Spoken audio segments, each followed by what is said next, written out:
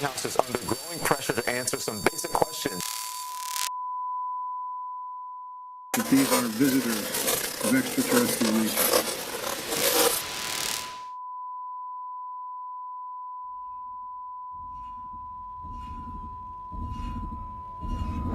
Or missiles. NORAD uses a network of satellites, radar. The U.S. military shoot down another unidentified aircraft yesterday.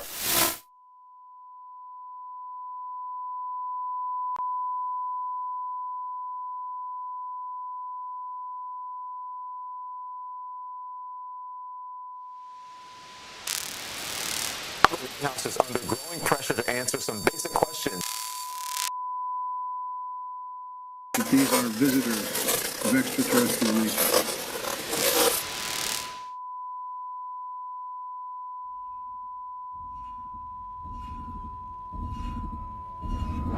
Or missiles.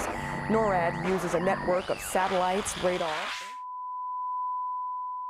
A number of unidentified flying objects have appeared over many parts of our country. The U.S. military shooting down 3 mysterious flying objects in just 3 days. U.S. officials described it as an octagonal structure. No identifiable propulsion system. The object interfered with the plane's sensors. I made the decision to shoot down the object. Have you ruled out aliens or extraterrestrials? I haven't ruled out anything at this point. There is no indication of aliens or extraterrestrial activity. What you're about to see may disturb you.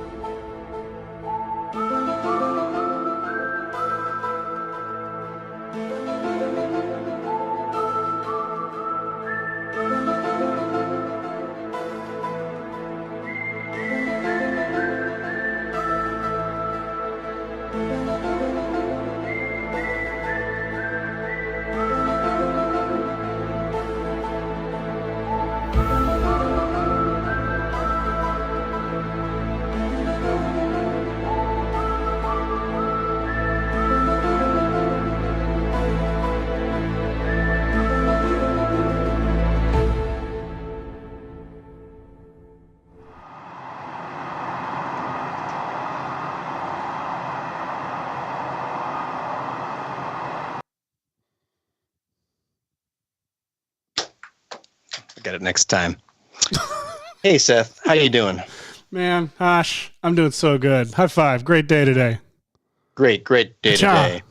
Hey, so it's me, Action Movie Dad, and you may be seeing this on the Action Movie Kids channel, which may be very confusing to you. Nice. That's exciting.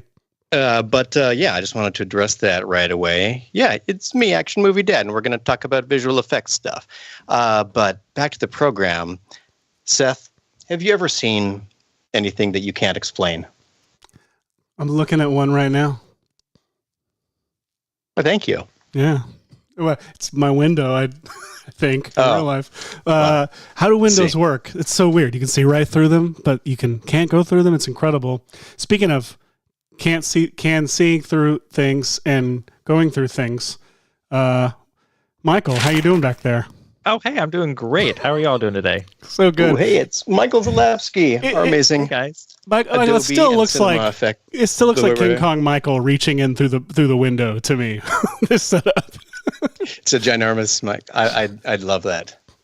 Well, Seth, it's nice to be here in our office, the nice. VFX Files office, and basically we're in this office because we end up with all of the VFX that nobody else apparently wants to tackle.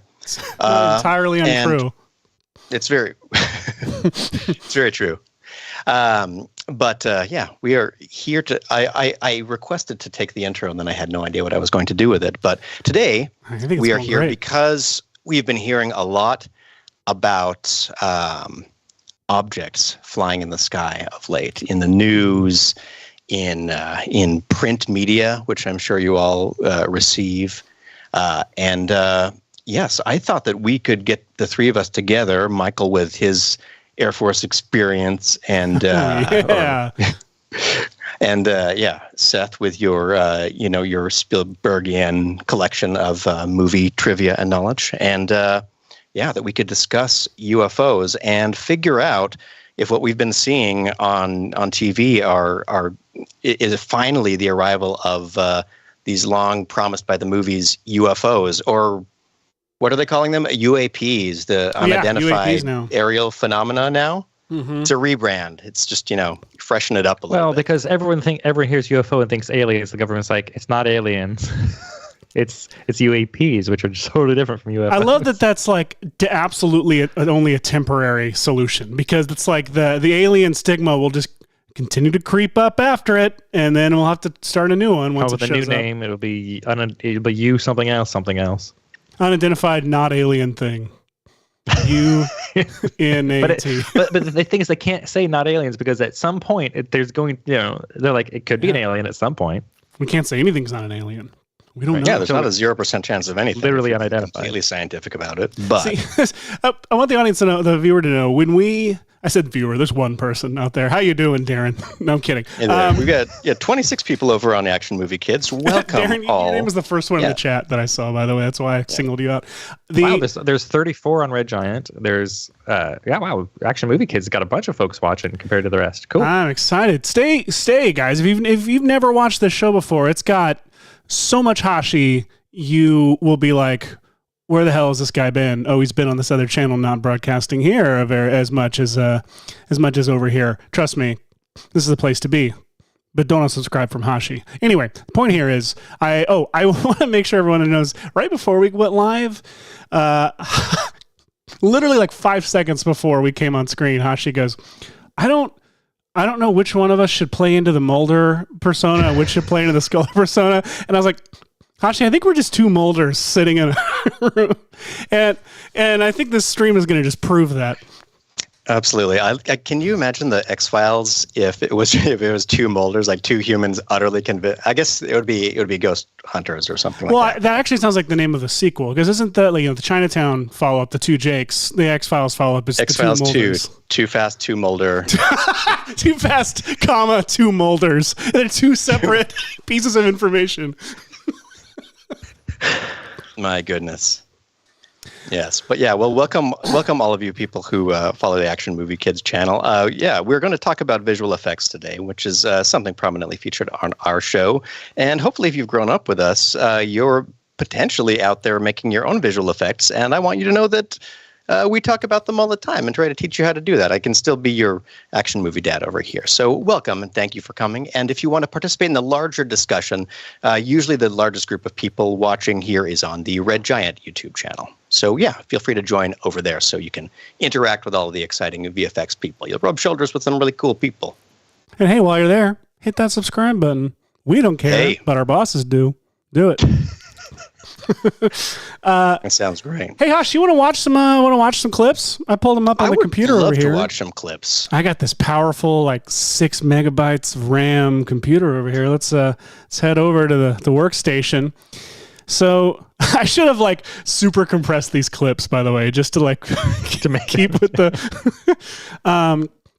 I also attached our weird Harry Potter magical IDs and pictures to the computer here. The logic of this OBS scene kind of falls apart here. But so, Hush, you and I pulled some clips from some of our favorite alien movies. I don't think I even got all of them in here. In fact, I feel like I'm missing some. Yeah, so probably spoilers for a handful of these movies. That for sure. The most recent one to come out that we'll be talking about is the film Nope. But most of these are well-established UFO sighting-based movies. And we thought that today we would look at some of these clips, and we're going to do two things. One is to show how easy it would be to fake a UFO video, one of the ones that's circulating around here. Also a great Captain Disillusion episode about that. And we also want to maybe pay homage to some of our favorite Hollywood UFO moments, because there's just something so fascinating, right, about UFOs. Absolutely. Or UAPs, if you will. Or NOPEs, not of planet Earth, which I believe is what it stands for. Whoa. Yeah. My goodness. It's wild. So, yeah, Nope spoilers. So what we'll do is we'll watch some stuff. And Nope is the most recent, like you said. So let's look at some older stuff first. I have Mulder stuff. Let's just do that. So you actually put in the chat, you put in our Slack, did X-Files even show a real UFO at a certain point? And the first one I thought of... Spoilers for the X-Files 1997 or 6 seasons and movie. X-Files Fight the Future. Oh, look, it did get super compressed and weird. This is one of the only times I know of. There is an actual, I think there's a ship crash in, the later season, one of the later seasons or newer seasons. That's very, explicitly a UFO crash. But obviously in the earlier seasons, they were keeping so close to the chest or the vest or whatever the term is. And this one from the movie, Fight the Future, which, is that a part of the title or just the tagline? I didn't remember it as part of the title, but it could be. I love that this is basically just the Independence Day ship model. It really is. Just a big enough saucer to where it doesn't feel like a saucer. It's just this side, and it keeps it in this very small, this human scale, which, by the way, that's a cool shot. These are some great shots. Yeah. This one right here. What year would this have been in? Is this the late 90s? This is 95 or 96, I want to say. Maybe even 97. Michael can maybe confirm. But we got this shot. They run, they fall. And then we stick on all of this smoke. And then they come up on top of the ship as we get this fun reveal, Back to the Future Part 2 kind of reveal. That is what that's officially called. It is. Slide, they fly off. And then we just get this big old Independence Day side of the ship coming up. And do we get a full shot of it? I don't think. I think it's almost always flipping frame. We kind of do. Or, when I think that he tries to get Scully to, look up at it. Isn't that the whole thing? It's he's getting validated for the 400 years of the show not being believed right here. And Scully gets to sleep through it. Remains unconscious just long enough to maintain. Which, by the way, if you're doing your movie, your X-Files movie, ballsy and cool to just, I don't know, to do that, to not even validate the character yet. No, we're still continuing with seasons of television. Just look up slightly. Which, by the way, I have, oh my God, I think my wife is watching the show today, so I'm so sorry if you don't want me telling people about this.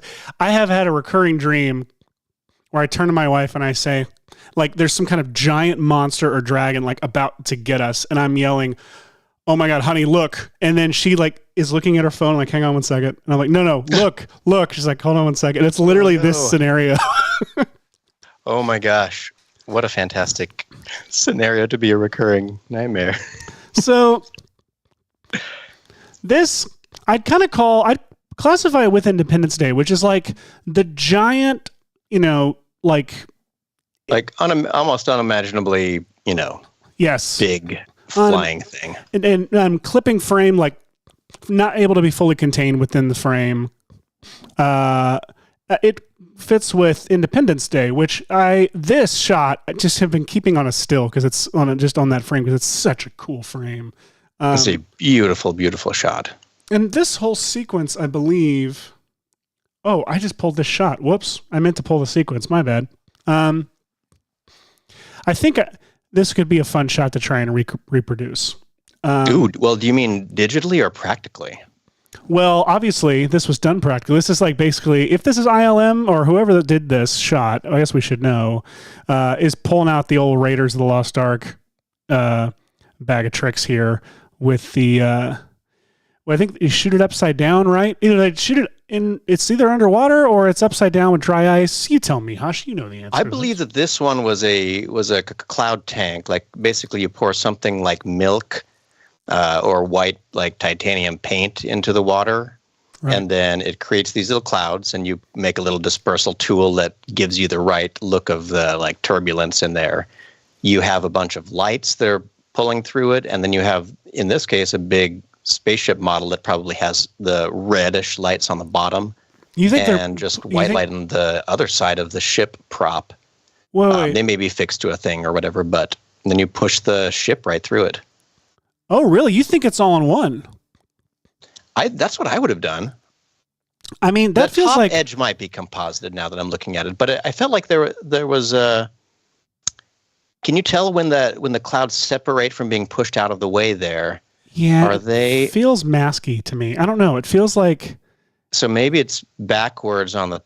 Maybe it's backwards. Maybe it's them pouring a bunch of milk onto the top of the saucer, and it spreads out, and then right at the last minute they pull the prop toward them, and the milk starts spilling over the side. Okay, that's interesting too. I'm sure I have the sin effects of this somewhere in a box. That's true. And, if anybody out there does know, let us know in the chat how this one was done. Because when I'm looking at it, I'm thinking that feels like separate passes. And we know that our VFX VFX artists, we like to do things in as many passes as we possibly can if we have the time and money, right? And so the more passes you have, the more control you have over your final image.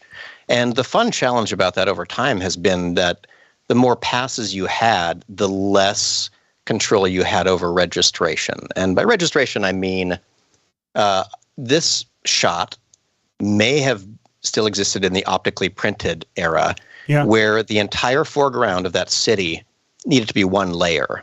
But now we think of layers as digital things that you could just slap on top. You find go to a PNG finder of the New York Bridge and throw that in there. But in those days, you had to film a plate of your city here.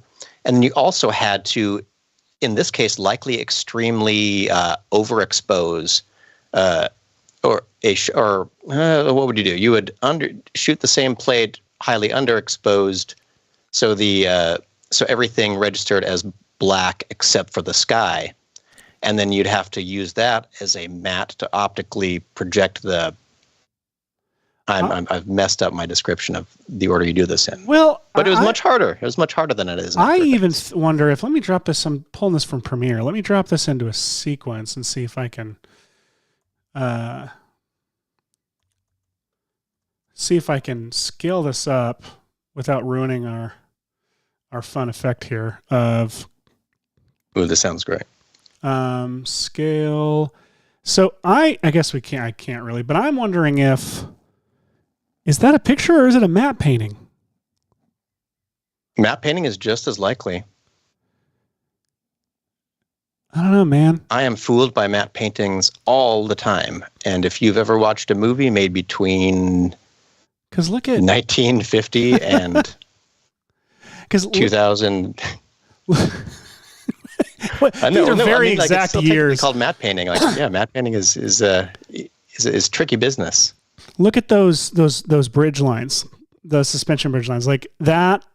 Would that hold up better as like a? Ooh, that's a really good point. You know what I mean? Like I feel like you can't lumimat that kind of thing unless you had a very clear day with no clouds, or somebody meticulously rotoscoping for far less than they're worth. Just a thought.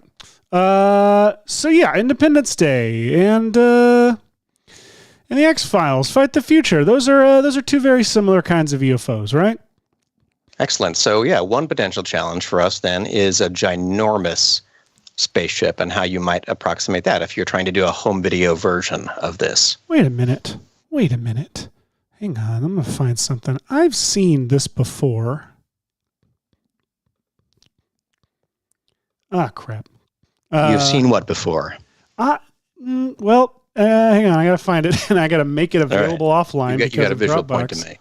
So yeah, if anyone is new to the show, the VFX and Chill is a show where Seth and I, who have both worked with a lot of visual effect kind of filmmaking over the years, get together with Michael Zalapsky here, who has been an expert in After Effects, compositing softwares of all sorts over the years, so we can identify and talk about and gush over some of our favorite visual effects shots. And then for the second part of the show, we will go try to recreate the home-cooked version of a lot of these effects. So you've joined us for an exciting especially exciting show because we're talking about UFO movies, which are some of the coolest. And I will say that we've got something really cool to show you towards the end of the show that Hashi made in reference to recent events that I'm so excited for you all to see.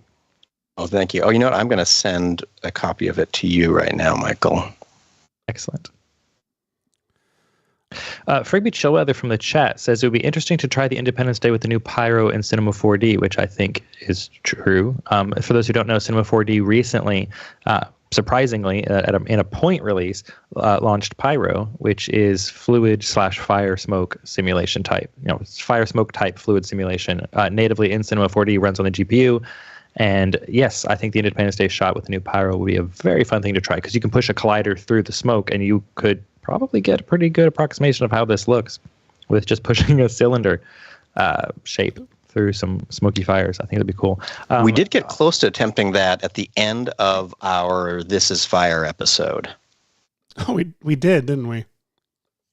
Very tail end. We got just about there. You know what? I'm pissed off. This I've got a clip that it's not even worth it. We'll come back to it. We'll come back. But yeah, let's talk about some of the other types of UFO shots that have been in some stuff. You kind of passed some from Close Encounters. Yeah. Back there. Yeah, these are the first ones I thought of, these classic, which is funny. In my mind, in my memory, this moment did not, for some reason in my head, it did not have the models. It was literally just the flare. Like in my memory, this scene was just a bunch of lens flares flying through scene. Which, are we sure that this is the... Yeah, I'm not way off, I guess. But no, there are... What the... that shot must be seen again. No, get out of here, Independence Day. This, it's definitely got the models in here. I remembered this as just lens flares as well.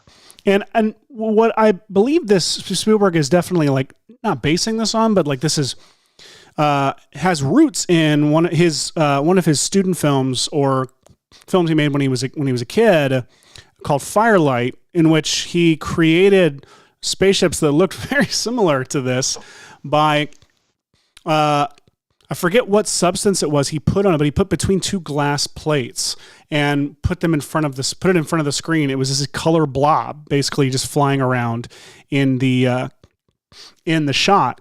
So it ended up being a very similar look to these, flying lens flares. That's really cool. And you did a kind of, I would say, like, good nod to these with the short that you made for Red Giant. I don't remember if it was a film team experiment or is it Pizza Time? Is that what it's called? No, and I'm thinking Order Up. Pizza Time's right. Probably short. Yeah, Order Up. With that, we actually didn't ever see the spaceship, but the idea that one was showing off Noah Light Factory. And do I have Order Up somewhere? Let me see. I'll tell you what I do have.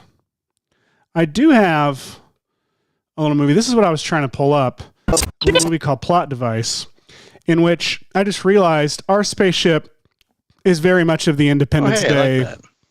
With a little Lego piece over in the corner. I think Rob Redman made this model for us and included the little Lego pieces as a fun little gag. I look at this now and I'm like, I should have made it bigger. I should have made it just fully fill the frame.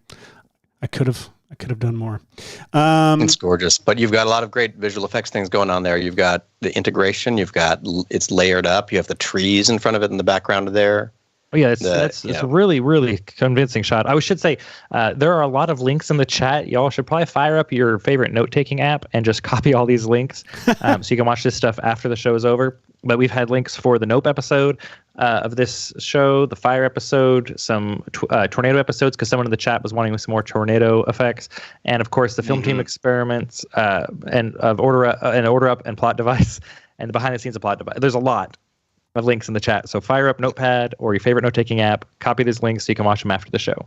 Absolutely. Love it. Do that. And if you're new or old to the show, know that coming here and enjoying the show live with us is one of the best ways you can do it, because you can request any kind of effect you want. And even if we don't get to it today, it may become material for a future show. And if you have a specific question about something we do today, we can answer it right now, which is really cool. So we're available 1 hour every week to come chat with y'all about visual effects. So please come on by. Absolutely. And for those who just tuning in on the Action Movie Kids YouTube, hello, Hashi who does that is here and every week doing visual effects conversation, usually on the Red Giant YouTube channel. But we decided to, because we're having so much fun with UFOs this week, we decided to pop in on the Action Movie Kids. He has been putting out some Action Movie Kid-ish stuff on his Twitter, so make sure you follow him there. Absolutely, yeah. There have not been a whole lot of new uploads on my channel as of late, because I've been having so much fun over here. I know. There's been a lot of comments in the chat from your channel asking when you're going to post more episodes. Oh, I love you all, and I will post as often as I can because I love doing them as well.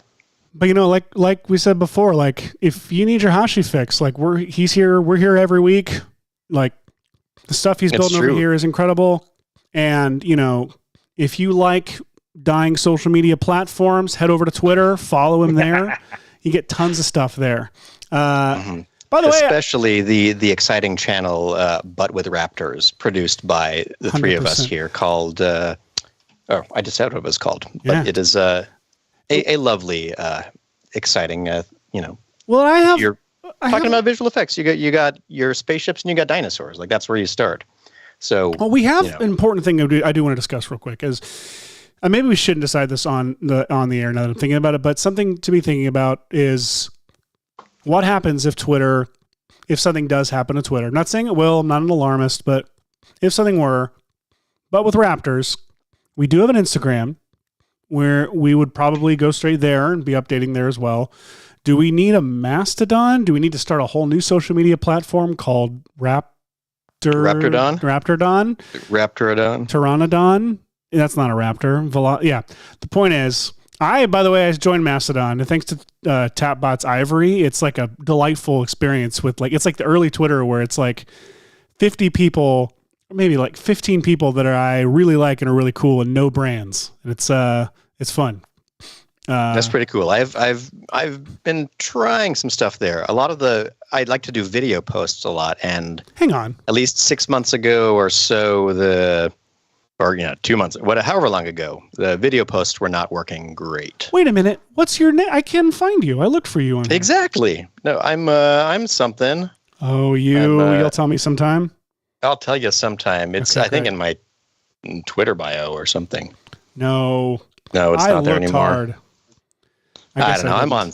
You can find me around. Right, well. Just look up Action Movie Kids or Action Movie Dad. But yeah, enough self-promoting. We're here a half hour into the show. I think that we should switch from discussing effects to maybe reproducing some of them. Right. So let's talk about. I got a couple more I want to look at, and then we can kind of decide. I figure maybe like you want to take like something from one of this pile of inspiration, and I'll take something, and we'll meet on the other side of the mountain or something.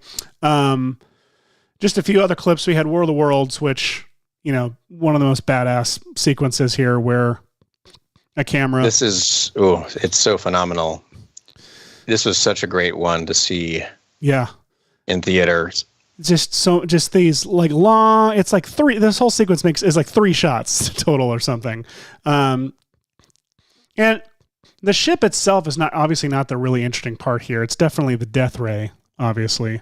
The reveal of the ship is pretty darn cool. It's very cool. And unfortunately, the clip that I pulled doesn't have that. But I remember this shot here is always super scary and cool because it's from the ground. You're seeing it from a human perspective.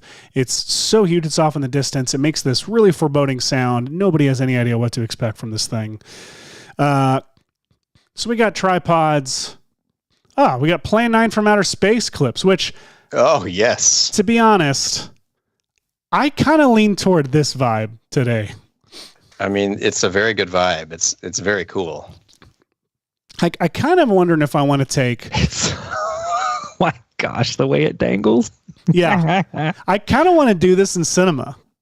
Like, I kind of want to just dangle something from a rope or from a line in cinema. And by that, I mean, get you to show me, Michael. Newish rope simulation that you could do it with. It's true.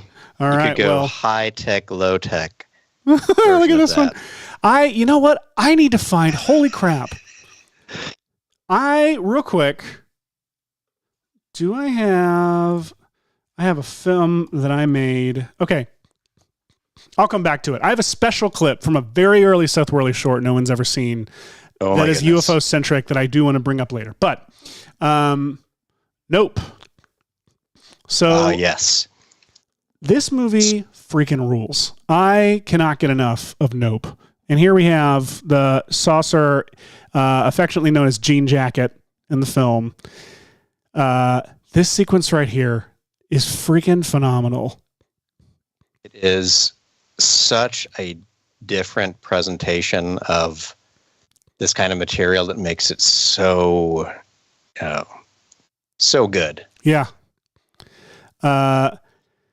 Did I miss the dude getting sucked up in the... Oh no, here it is.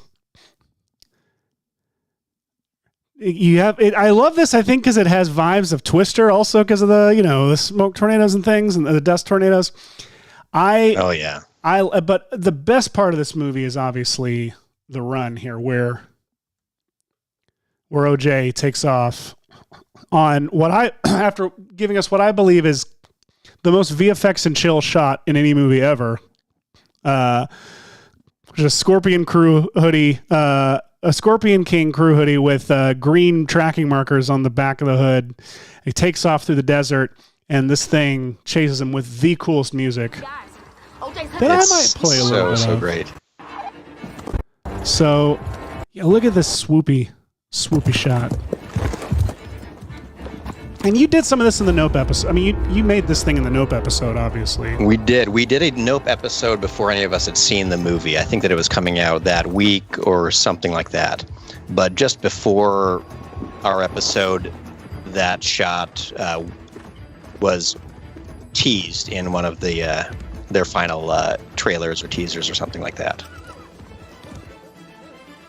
And so I also, there's this kind of shot here when we see oh no, I thought the shadow came into that shot, but another fun thing to try would be to take like some city geometry or something and cast like a shadow over the... Look at that freaking shot. Good God. That shot.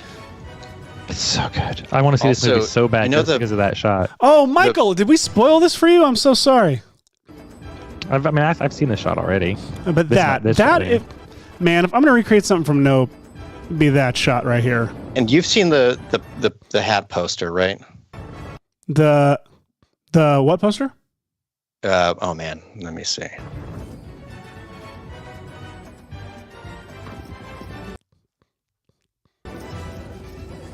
One thing I also love, let's see, in this sequence, is this shot right here. Look at that freaking thing. That looks just so good, right? All right, I'm putting it in our chat. Okay. I know that means that you audience can't see it. In our Slack, you mean? Or oh yeah, okay. Someone pointed out this poster after having seen the movie, and how lovely it is. Justin Duduc from the chat says, I haven't seen the movie either, so I am also owed an apology from Seth. No, you're not, because he warned you there were spoilers for the movie way early on. Warned. You could have. So skipped. This poster here. Yes. Which is one thing you confuse for another, which is beautiful. Holy crap! That took me a second. SOBs, right? It's amazing. Anyway, okay. Yeah. Justova from the chat is wondering how they got those realistic shadows on the hill from the UFO. Good question. That is an excellent question, and I have a feeling there could be 1,000 different ways that's done here. That could be they probably recreated the geometry there. Like, Hashi, how much of that you think is real plate? Like, how much you think they rebuilt? It's a good question. I am curious if anything after that hill rise is real. I mean, I would bet that there was a hill there, but I think what often happens is they might, here's my guess, is that they would have built, there's probably a hill that looks very, very much like that behind this real shot, but most of the real plate is just below the, quote, horizon line where the end of the hill happens. And what they would have done is kind of digitally extended the mountain a little bit and or recreated it digitally, projected onto geometry that they could also use for the sim, is what I would have done. I honestly think OJ would have been the only thing. Like, could have added these tube guys. Well, no, because like, how do you get these? Like, how do you get that much wind to go? That's what I'm curious. I'm looking at this wide shot, and how do you get these tube guys to all lean one direction? It's interesting that they're leaning a direction, though, and if the wind is coming from the ship, they should be coming towards camera. So right? then that actually might just be real wind in the shot. That's not an intentional thing that they're all leaning one direction. It's just, so then they would be real then. That's just that movie magic when you're like, yes, let's get this right now. This is wonderful. Yep. Or we're not going to get it if we don't get it now. So exhilarating. So that shot, and then oh my gosh, that's that shot where it lilts over to the side. Yeah, right. We were sorry, you were looking for that poster when we pulled that. Look at that.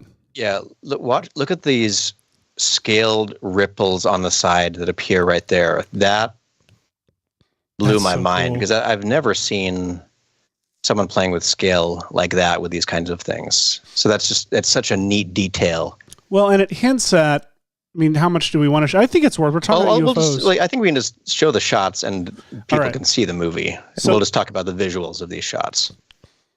So that's like a hint at what ends up happening with this UFO, which is with the ship, which is we see it and it's like becomes a Dumbo parachute.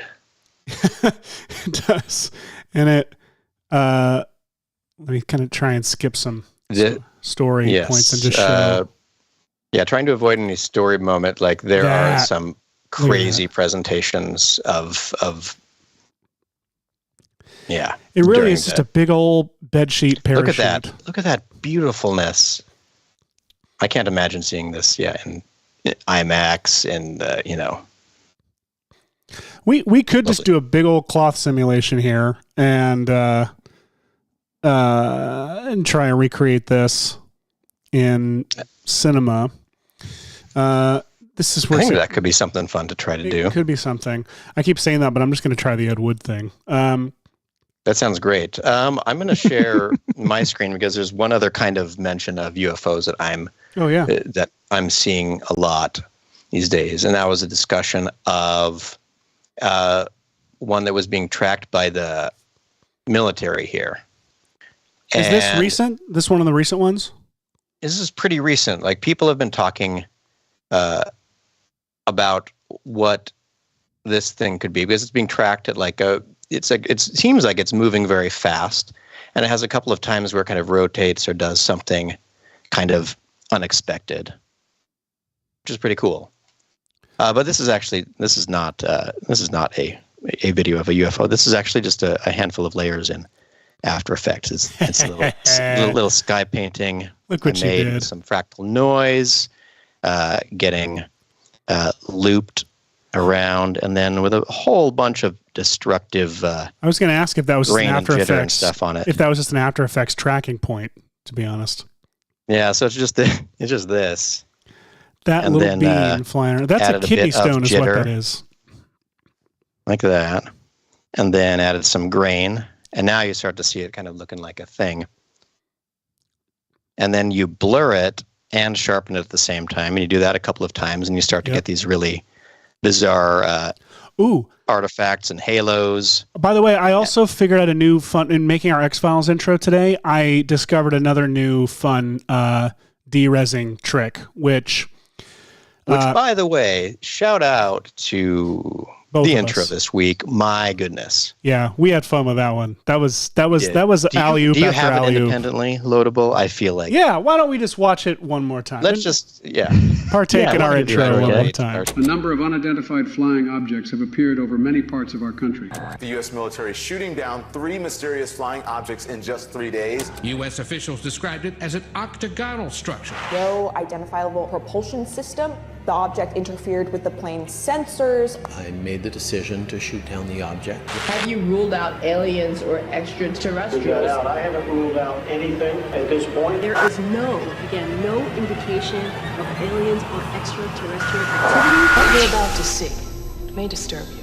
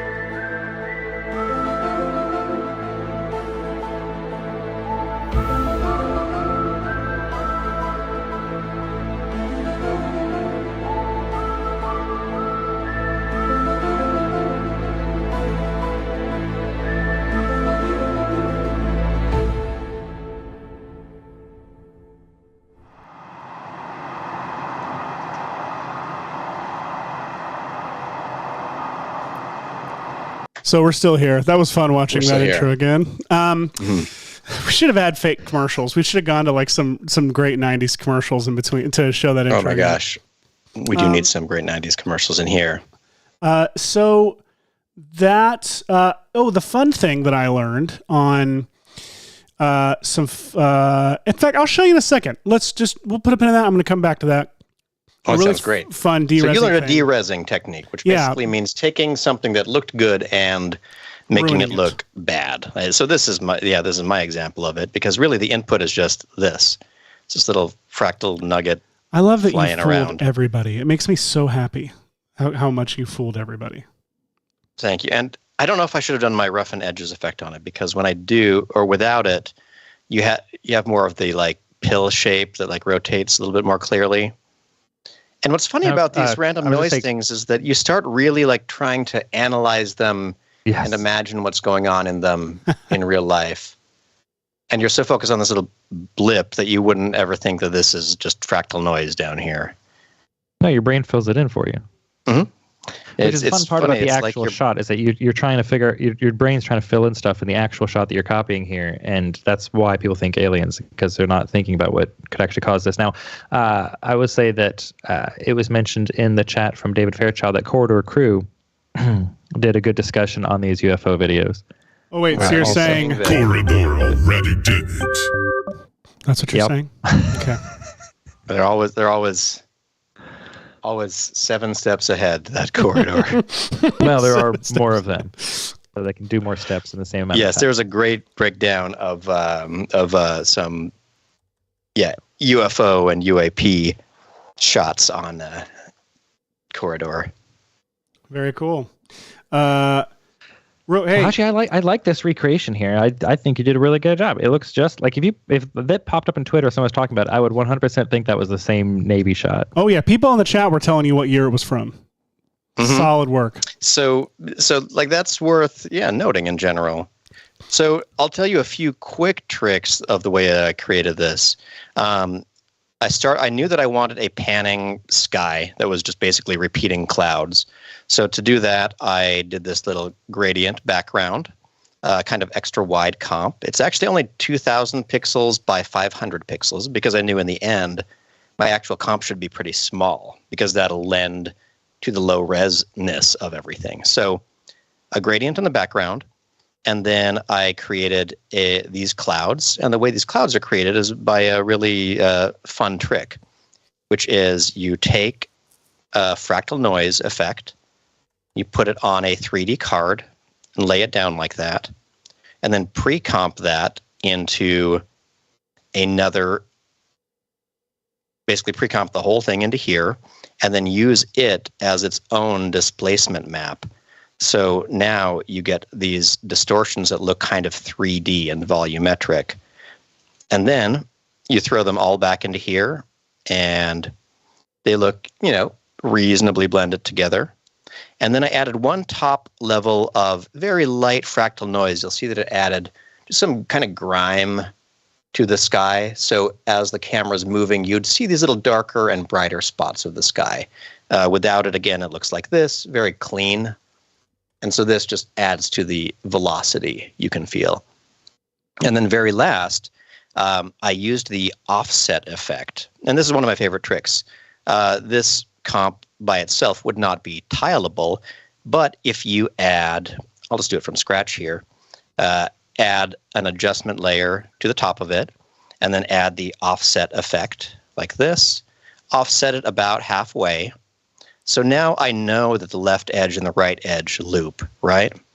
So on this adjustment layer, if I put a mask right in the center, make it a subtract mask, just feather it out a little bit. There it is. Now I know, the edges tile and the middle is fine, so I can throw it into this whatever comp that I put this in, where I just have it looping forever, and it just creates this kind of, not a very convincing thing like this, but once the grain is on it, that might be real sky. You don't know.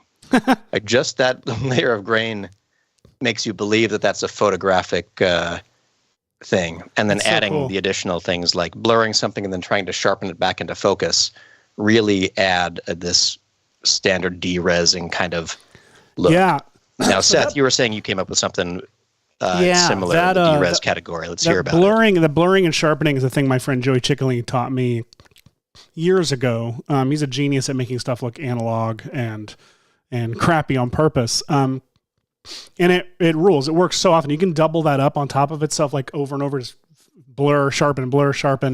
Another thing that I just learned making the X-Files intro, we watch it again, is applying a transform effect to the layer and then scaling it down to something like whatever you want, but let's say 20 arbitrarily, right? So we make it smaller. And then let's apply transform again and now scale it up to whatever it would be to get that back to 100. So in this case, the inverse, 500, the inverse of that. And so now we see already that deresed it for sure, like a whole bunch. That's original, and that's what it's at now. Now, what's really fun is if we put some noise in between those. Oh, wait, noise in between them? Yeah, so put renoiser in, crank up that noise, and you get a whole bunch of just disgusting beauty. Wow. So that's without the noise, that's with. It is amazing what introducing a little bit of noise can do to post effects in general, because so many things like the way that a gradient might band with bad compression or something like that. And so a way to fix it is to scatter it with a noise so the compression gets confused. This does the same thing for effects that are relying on trying to transform the image. It's trying to think through so many different types of calculations. If there's noise in there, it doesn't have a nice place to go. And gosh, that looks great. Yeah. So that's all over our X-Files intro that we did. So anyway, talking about UFOs, I think I want to tackle this Plan 9 gag. Like, something really fun and charming about this dangling spaceship on a painted I background. love it. What about you? What do you think your approach is going to be? Do you want to telegraph what you're going to plan to try? Yeah, so I in Cinema, let me open up Cinema. I've got something, it's not a spaceship, but I've got something I want to dangle in front of a backdrop like this. Let me see how quickly I can pull it up. This is maybe some of my favorite and proudest work that I've ever done. Oh, you know what? I opened up the wrong thing. Let's open that. If you need a second, I could load up something. So I've got this Velociraptor riding a BMX bike that I just, like you do. Like you do. And I made this for the X-Files intro, and I'm thinking it'd be great to freeze this animation and just dangle this, which, by the way, my friend Dan Stern pointed out, that's a pretty sick leap for having the kickstand still down, which, my bad. But that was the style back then, though, you know? It was, yeah. It definitely was. Kickstands down. That BMX culture. Clear eyes. Can't lose. I am going to dangle this thing in Cinema 4D. What about you? What are you going to do, pal? Oh, my gosh. Well, first off, I'll take a little fun break to show off something that I built in Cinema 4D that might actually be a good... let's see, am I sharing still? Yeah. Oh, lovely. Might be a way to ramp up into something else that I do today. Let me just get this loaded up here. So what I've got here is I've got this little model of a jet, and I have 2 emitters in my scene. And what they kind of combine to do, actually 3 emitters. There's one secretly hidden inside my jet here. And what it becomes when I press F8 to play is this. All right, let's see. Did I press F8? No, I didn't. Here we are. Oh, my God. Now the comp is live, and I call this the balloon shooting game. You're kidding. Inside Cinema, I can move my missile shooter to try to pop these Michael, are you balloons. seeing this? Yes. I am, and it's fantastic. I feel like it this is something so much fun. It's a game you could play right inside Cinema 4D. It's so much fun. I can't tell you how often I'm playing Cinema 4D and thinking, God, I wish I was playing a game right now. And you need to play. You too can be the U.S. military and fly a $2 billion trillion whatever dollar jet to shoot out the tiny little. I was like, what kind of information are you about to declassify on air, Mike? Yes. Yeah, no. It's just, the best thing about watching this show is that one of the three of us does know if those things were in fact UFOs, but just can't say. I will say, unrelated to that, I'm working on cleaning this up for you. We're planning to share this out at some point soon. I'm working on a file right now. You're planning to like share info soon, or the file? You mean? I'm going to share this file. Yeah. I don't think. I think I'm going to keep it. You're not going to declassify anything for us. No. I'm going to set this so that you can just drag it around up, down, left, right, and not do rotation. Or should the controls be rotation or should they be movement? I think movement. I think movement is a little bit more fun. I'm trying rotation right now. I'm going to lock the rotation. It's more challenging for sure. So I'm going to document it, hide the unnecessary things, make it all cleaned up so we can share this later. Thanks, Michael. And I was trying to use I'm using the Frigby Chill in the chat says, didn't Cinema used to have chess in it? Yes, Hashi, can you hop in? Can you make a new file? Yeah. New file. And fire the commander off. Shift C. This is the commander. In Cinema 4D, you can type in any command. Type chess. And double click on chess. And boom. What? Now you can play chess inside Cinema 4D. What? Why? That's incredible. Right? Are you kidding me? No, you don't want to go up there because Hashi. I love when we tease Michael with our ineptitude. Wait, I know. I mean, right away. Why would you? Anyway, so yes, there's a chess game right here inside Cinema 4D. And I love it. I like to make horrible logic leap errors in front of Michael, and I like to use Comic Sans and Papyrus in front of Seth. It delights me in a sociopathic way. I think that's more masochistic than sociopathic. But anyway, yes. So once we get this file cleaned up and ready to share out, you'll have 2 games you can play inside Cinema 4D. Heck yeah. Chess in the Commander, and this file, once we get it in a place we can share it out.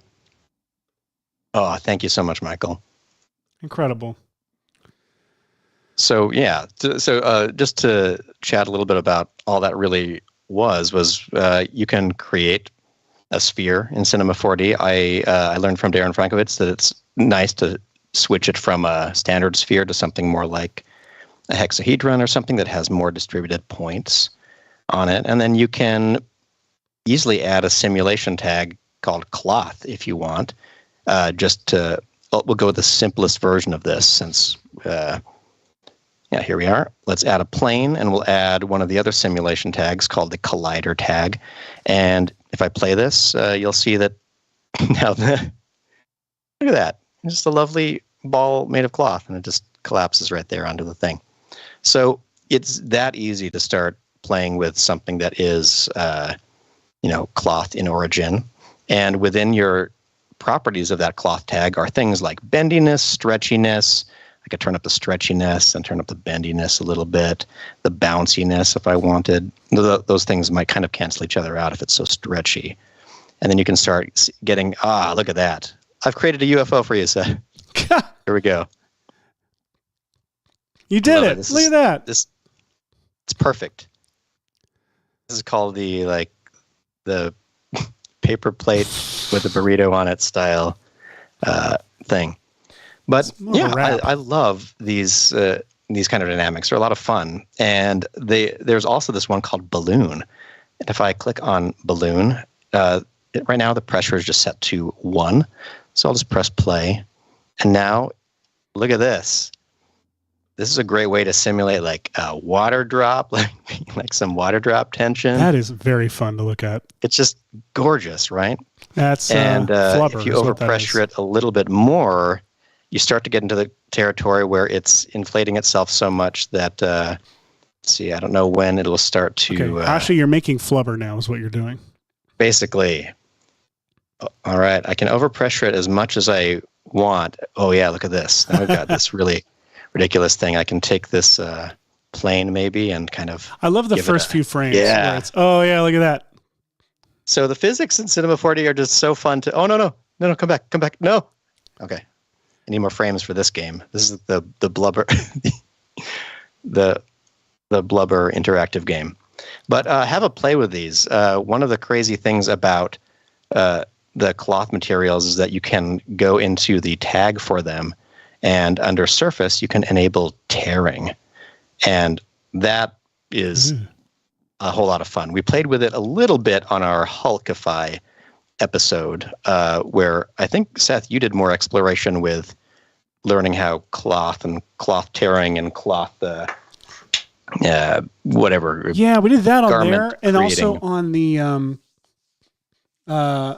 Dementoraptor episode, whichever one that one was. Oh yes, we had a lot of cloth on the Dementoraptor. That was a bunch of fun. So you can enable tearing that is based on a couple of different things. Like in this case, it can tear past deformation of 150%, and then you can guide the tearing by an angle. So if I had this tear past 300% or something, that means that it'll, oops, oh, I guess it inflated right away and popped itself. Oop. That was a faster tear than I thought it was going to be. But yeah, this is a lot of fun to play with. And you can get some really cool, crazy results. In fact, I'm going to turn off my gravity and see what other kinds of weird things that I could get. Seth, you're welcome to take it back if you want to show off what you're up to. The thing is, I actually am going to need a little help setting up the rig that I want to do with this Raptor. I'd love to do, so like for example, I found your Ragdoll project file that you made of me, and I used it for the X-Files opening, and it's really fun to just bring that thing up really high and then just drop me. I would love, we don't have to give the Raptor this Ragdoll thing, but I'd love to know from you guys, like, how do I attach a rope to this thing and dangle it so that it kind of hangs with gravity? Like, point me toward the right direction to go for that kind of a thing. All right. So what you would probably want, because of the Raptor's shape there, is I would create a container for the Raptor. Because I think that using a mesh object would be best. Okay. So, for example, can you pose the Raptor so it's slightly in a pose like it's being picked up from the hips? Like it's being picked up from the hips. Yes, I can. So let's start there. What I could do, I thought I had the bike in this. No. I can. Yeah, like right there's lovely. Yeah. I mean, how far do you want me to go? Do you want me to like pose the tail? Just let the tail bend down a little bit, sort of just a slight. I'm like tracing it with a mouse on my screen, even though you can't see the mouse. Just give it a nice, just like it's slightly hanging down, like my arm in this little window here. A little less.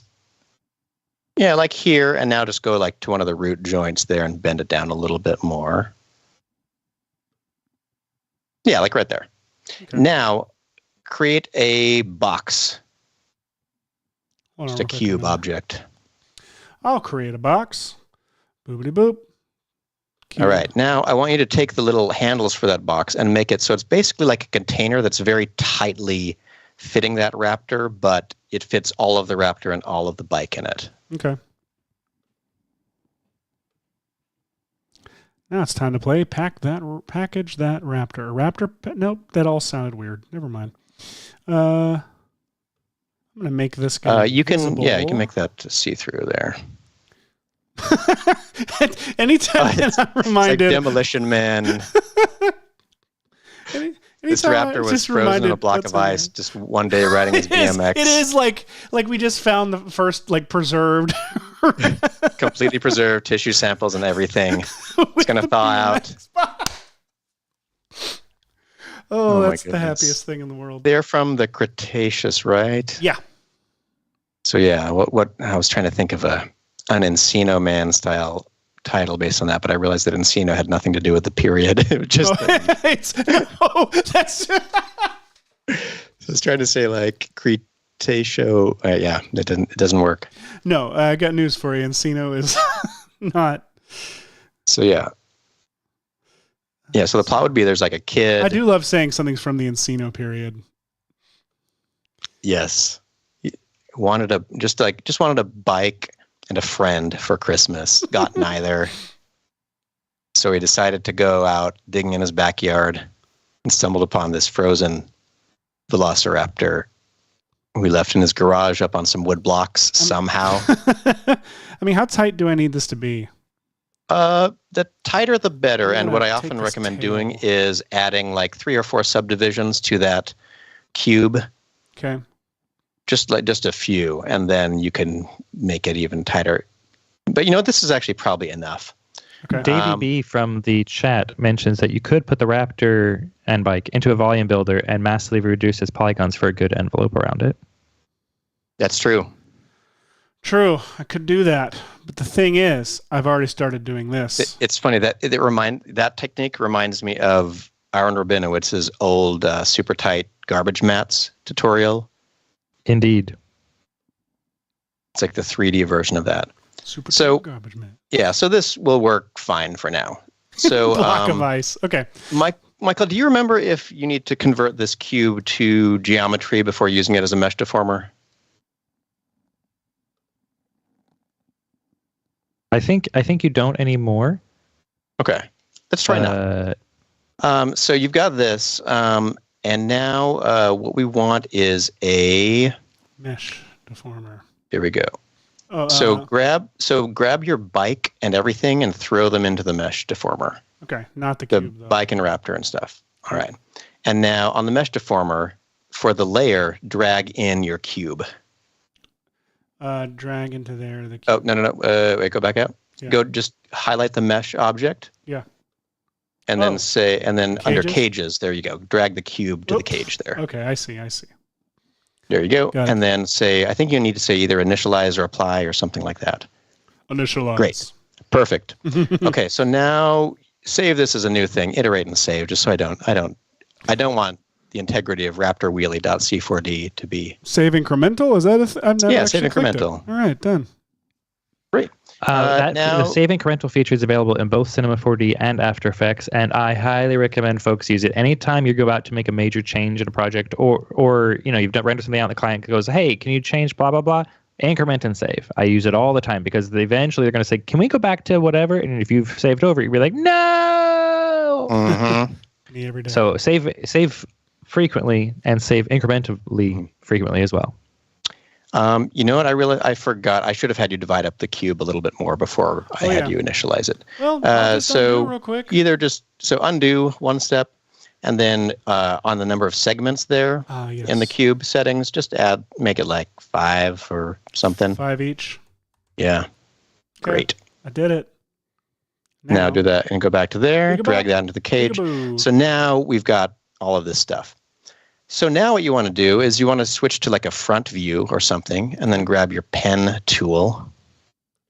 Grabbing the pen tool, this guy. And just draw like right along the middle, like leading up to the top of that, a straight line with like 6 dots. Like top of the container. One is right at the top of the container. Okay. And then just do like boop. Like just a handful more straight up. Boop. Boop. Boop. Great. All right. So that's enough. Now escape out of that. Escape. And then on your spline, you can add a rope tag, a simulation rope tag. Simulation rope. Okay. Excellent. And now I think it might be a tag for the spline called connector. Simulation connector. Or belt. And then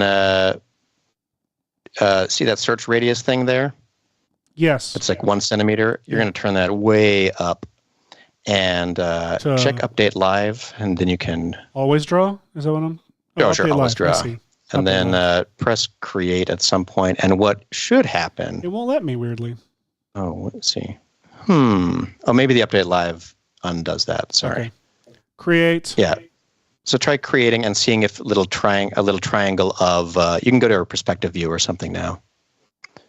See if that cage is in any way trying to so increase the search radius. Oh yeah, that's way too small. Okay. The search radius should be like maybe even a couple hundred. Okay. Done. Try that. Create. And now create and see if any little yellow lines got appeared up on the top there. Looks like none. None. So let's try a larger radius. Wow, really? Okay. Because I don't know how big your object is. Create. Oh, we haven't put I'm sorry. Go to your cube and add a cloth tag. It didn't know it was an object that it could be tied to. What Sorry. Did I do? Tag simulation cloth. And if you want a very competent presentation of this technique, Darren Frankowitz does it in the middle of my bringing inanimate objects to life tutorial.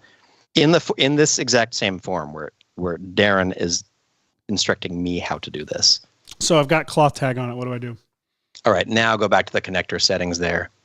Now it's in the same universe as the simulators, and because it wasn't there. Look at that. There we go. So now that object is tied to this. So you could a weird circus. Now go to your spline again. Okay. And then go to point mode and select the very top point of your string. Boop. Great. And then for that, you're going to now say... select it instead. Boop. Select it. Go to your rope tag now.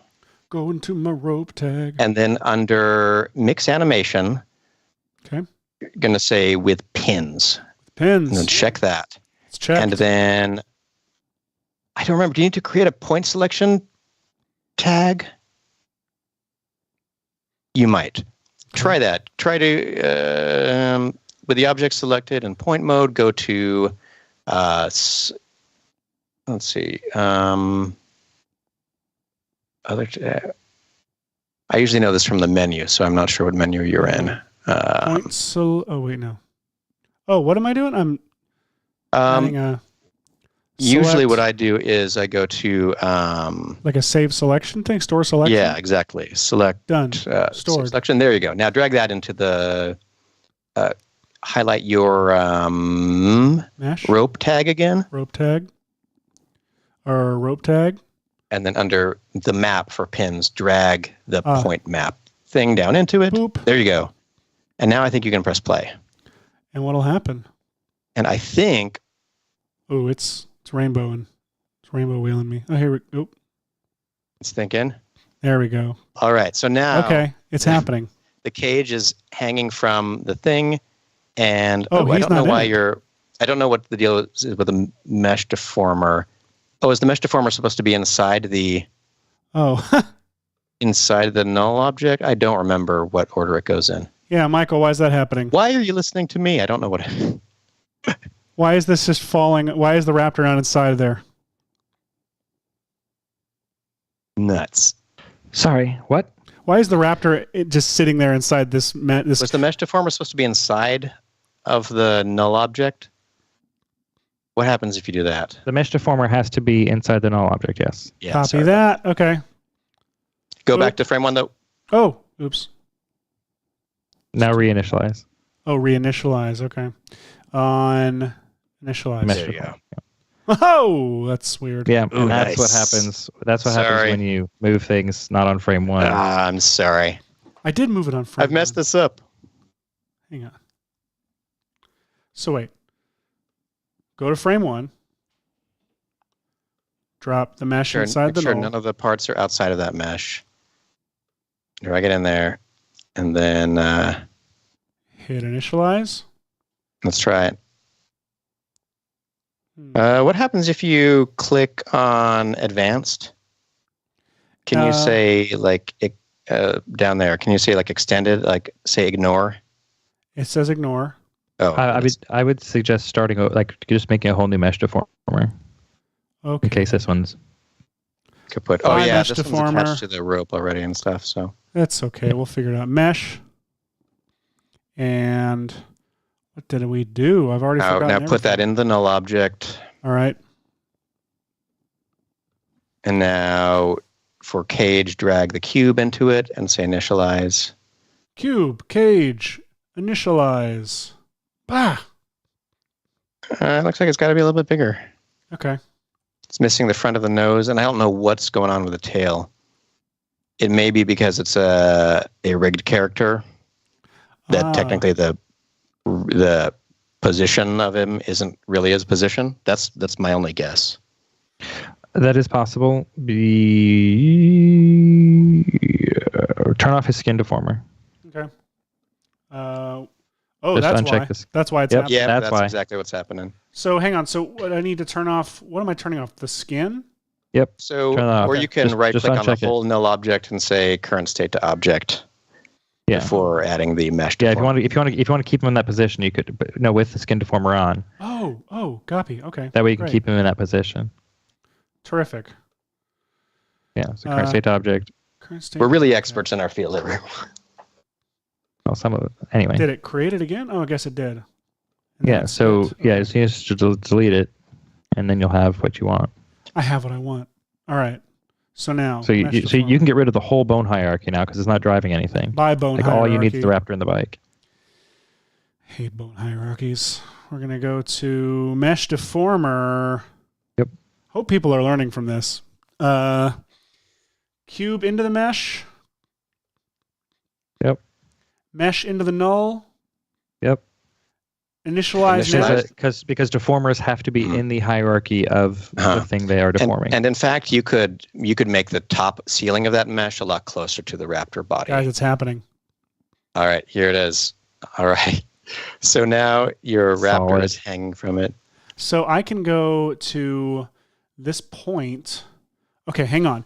How do I attach this point to like its own an object, like a null object or I don't have to. Now you'll need a cloth belt. Okay. So if you're attaching it to an object that's not in the because I was going to create an object and I was going to add a vibrate parameter, a vibrate tag to it to basically. Oh, that's a great idea. Make it dangle around. So I'd add a belt tag to this. So you'll need to add a yes. So add like a square that looks like or like either a cylinder or a square, whatever the object is. Or you're doing a null. That's fine. Yeah, I was going to do null. Okay. Yeah, All just right. do the null. Move that up to the top there somewhere, kind of near the top of the string. Yeah. Doesn't have to be exact, but should be pretty close. Moving pretty slow. All right, there we go. And now you want to go to your spline. Okay. To your to the rope tag. I mean, on it. Okay. And then you're going to go to. Oh no, never mind. You're going to right-click on your spline and add a cloth belt. Simulation. Cloth belt. Okay. There we belt go. on. So belt on, and then drag your null into that belt on thing, that. and then say set. Set. I'm not on frame one. Ah. Is that okay? We'll try. We'll see. And it should create a little teeny like yellow line, just sort of like it did earlier, between your null and the very top of your spline. I don't. Or it's supposed to. I don't see one. Let's see. Oh, the null's way over here. What the heck? All right, let me try. And here I'm pretty sure you can attach it to a null. I think I did this this very similar thing in that linked tutorial there. But I had Darren Frankovitz helping me, not myself. Yeah, it's not happening for some reason. Son of a gun. Okay. I mean, you should probably get to your own effect. You got 40 minutes left in the show. I can figure something out here. That's true. I don't even know what effect I want to do. Really? I'm curious to try to, audience in the chat, tell me what I'm recreating. While the audience tells you that, I would like to show everyone this clip from the, I think 2003, 2004 short film called Suburban Tumbleweed, starring a 12-year-old sibling of mine. And here's a little sequence featuring UFO. I know you're here. Wait for it. What do I do now?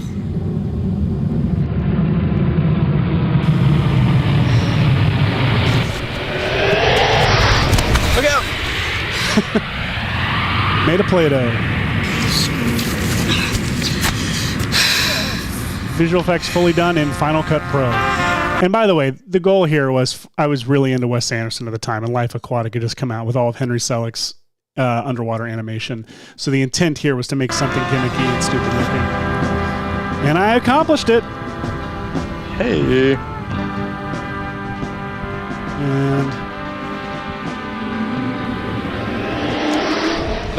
And yet here I am teaching people visual effects. All right. Anyway. Look at that. What an age we live in. What an age we live in. The chat has suggested that you do something cool and something adventurous. Ooh, I love something cool and adventurous. Cool and adventurous. That sounds good. That's all the chat has said so far. I feel like that's what. Yeah, I think Hashi wanted more like, what sort of shot would you like him to recreate from some of the alien, UFO, UAP things we've discussed earlier? Hashi, I would say either the Independence Day, like milk tank thing, or that really cool wide nope shot. You did the nope shot already. You did that already. So I would say we did a pass of that. Yeah. It involved. Let me see Minions. if I can find the clip. Let's see what that episode was called. Nope, right? Let me see. Renders. Oh yeah, here we go. We've got it right here.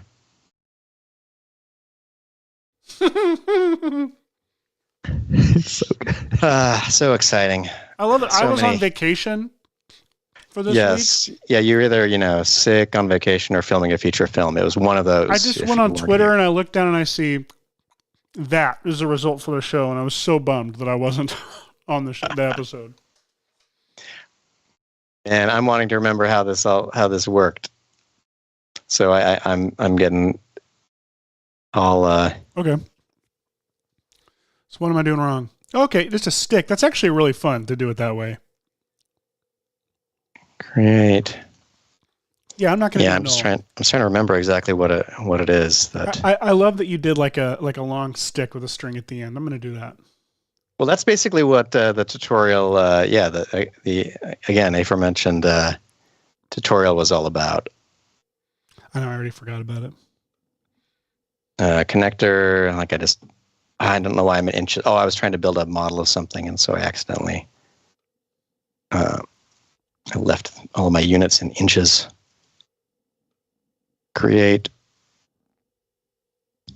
Come on.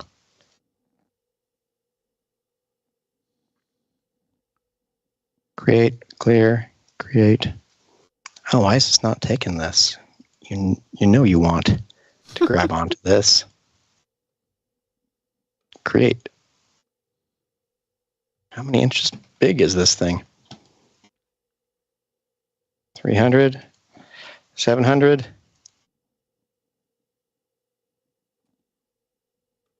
No. You can watch the tutorial. Okay, so we don't know. This is ridiculous. We don't know, and there's an existing recorded version of what to do in this scenario, so I'm going to call it. Okay, so we were talking about that Independence Day cool milk tank shot, right? Yeah. That feels like a cool one to try to simulate. So while you get started, this does remind me of a story that a friend of ours once told. I won't reveal who they are, just in case I don't want it told. It might have been told on the show before, in which they inherited a shot from a big VFX house on a big feature film. And this VFX house that originally had the shot requested that they use their it's this big cloud movie shot like this. And they requested that they use their proprietary volumetric thing. And this person said, absolutely. And then hung up the phone and turned and said, okay, we're going to drop this in After Effects and you're going to put in a picture of clouds and we're going to put liquefy on it, and showed that to the director, and the director freaked out, loved it, and it's in the movie. So true tales of how things get done. So I'm curious what your approach is going to be here, Hush. If it's going to be a big simulation thing, or if you're going to go pure action movie kid, After Effects liquefy on us. It's a good question. There are so many ways you could go about doing this, and I always try the hard way and then fail and wish I had done the easy way at the end of the show. So I don't know if I should listen to my own advice and just try that right off the bat, or if I should nope just try it. All right. I think we could do it the hard way and then try to save time for the easy way. All right. So let's do this boring version where I will say I'm going to create a flying saucer on my own. I'll just create an oil tank shape here. I'll make it about that tall. I'll add a handful of height segments. I'll add a bunch of rotation segments, about this many. There we go. That's starting to look like a ship, right? Let's see. I want a little bit of width on the side. And then I'm going to press C so I can collapse the transformations on that. Or not. Here we go. Okay, so now we've got this guy. Let's resize the whole thing a little bit, because that's a little bit... Yeah, I want more of this effect. All right, and I also want to jump back to point mode. I want a little bit more detail on this ship, so this is very silly, but let's take the... ring selection maybe, and grab or not ring, I probably did want loop selection, and let's grab all of these things. Let's see, how many points? Oh, why did I subdivide it that many times? I didn't think I did. Right, let me undo back to where I had my settings. How many did I do? I don't know. 93. 50. I didn't need 50. I want 5. There we go. There we go. So now I can select these two right here. All of those points, all of these points, and now I'm going to scale them inward. And now look at that. Now I've got a nice little lip on my spaceship. And then I'm going to go to the whole shape, and I'm going to squish it down a little bit. Okay. There's my spaceship. All right. It's imposing, it's scary, it's ginormous. And let's add some, let's go to the asset browser and see what kind of stuff we have. What should I look for? Maybe sci-fi? Maybe metal? Let's see, metal materials. Let's see what this one looks like on it.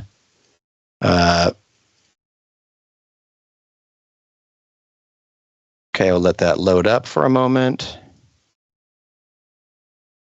And I don't know if this is this a redshift material? What kind is it? Oh, it's redshift. Redshift is not going to, oh, it has the tag right there letting me know. I'm going to do a standard one because I'm just going to do... I need to, hang on. I just want to clarify.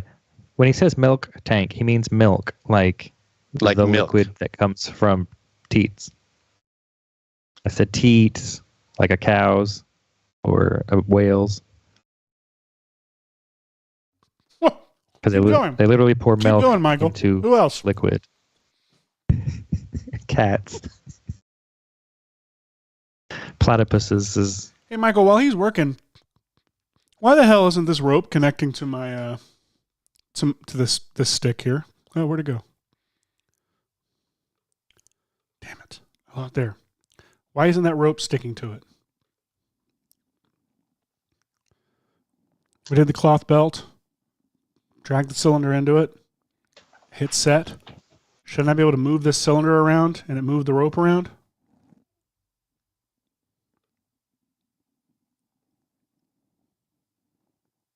No? Only while it's playing. Only while it's playing. Yeah, because it's a dynamics thing, so Still movement not only happening. happens. Still not happening. But hang on, I didn't see the creation of this because I was trying to clean up trying to make the balloon game shareable, which it is now. By the way, I have a handy link I'll be popping in the chat shortly. Nice. The spline is connected to the Raptor box, and and then we added a belt tag, a cloth belt. Drag this cylinder into the belt on and hit set. You need to specify what points you want to belt.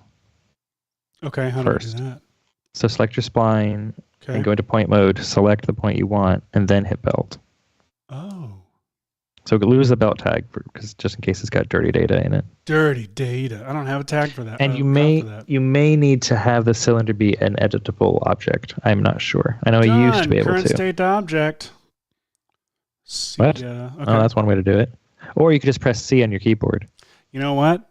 I don't like doing that. It feels gross. Or you can click the make editable button on the left side of the screen. Damn it to hell, Michael. Fine, I'll do it the way you want. No, it's just what this does is it just runs a command to do basically current state object. It's, all right. So spline, the point connected, point selected. I now do what? Add the tag? The belt tag, yes. Now, which belt tag? Cloth or rope? Rope. Rope. It's not what we had before, actually. So now, that's selected. I Put the drag cylinder in there. Cylinder into the object. Hit set. And hit set. Yes. That should be more doable. Did it. Do you think something happened? I'm going to hit play.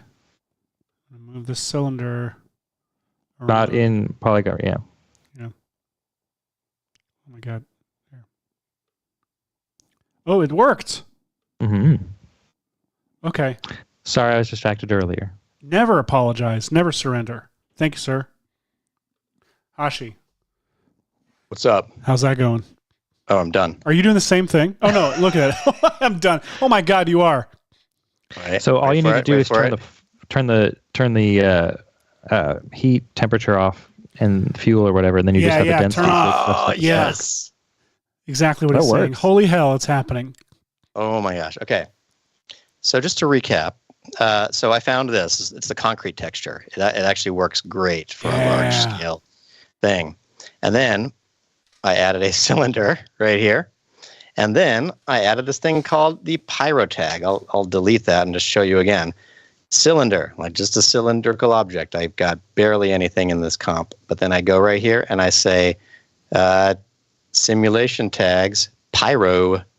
And now it'll create this pyro object right here and a pyro tag on my object. I'm going to go to the pyro tag. I'm going to turn up the voxel size a little bit because we're live streaming right now. And under my pyro emitter, I can go down and we've got several things. We've got the temperature enabled here and we've got the density enabled here. So it's adding 10 degrees of density every second, and also the temperature is set at 4,000 degrees. So you can turn the temperature off if you don't want the fire and just want the smoke. I want a little bit of the fire, just for a little bit of color. I'm going to try setting it at 1,000 degrees and pressing play again. So now I've got these rising clouds, and because I put a collider tag on my oil tank here, it means that it's going, oh, look at this side. Oh, that side looks so good. That's awesome.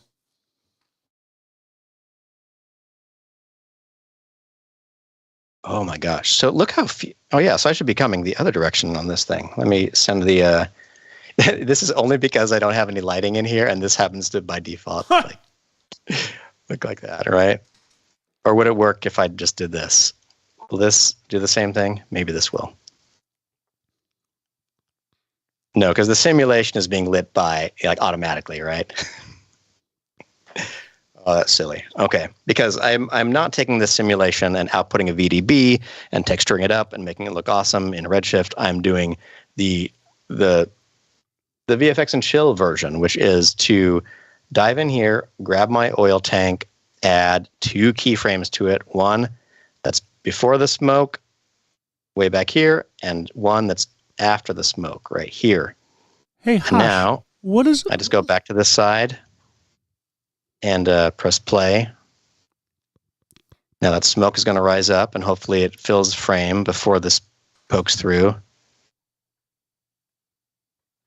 Dude, yes. What if you send it through the cylinder? Oh, that's a good idea. So the cylinder I can just go into, and I can tell it to not be visible here. And what's the also on the pyro? Can you turn down whatever force is sending it up, or does that mess everything up? That would be the buoyancy here, or the scene settings. Let me go to pyro, and so you'll see that there's a pyro object in here, and that's just so you can have quick access to your fire settings in here. But if we go to pyro's settings right here, under pyro, we should be able to go to the density buoyancy, and I'm going to change that. Instead of to -5, let's set it to -1.6. And right now what's happening is it takes the smoke a second to build up. This is very much like when you're doing it in a milk tank, where you have to pour the milk in until it establishes your clouds, basically. And then you push your object through. Seth, I cannot tell you how excited I am about how well this turned out with very little mussing. So fast. That's so much the time when I'm working with pyro in Cinema 4D. It's like, oh my gosh, it works way faster than I expected it to. Like, it's just, it's like, and another thing I can do is, like, on the pyro object itself, I could go down to its let's see, advanced properties here. Let me just scroll down here. If I go to my pyro tag, under combustion and dissipation. Right now, the dissipation is set at 7%.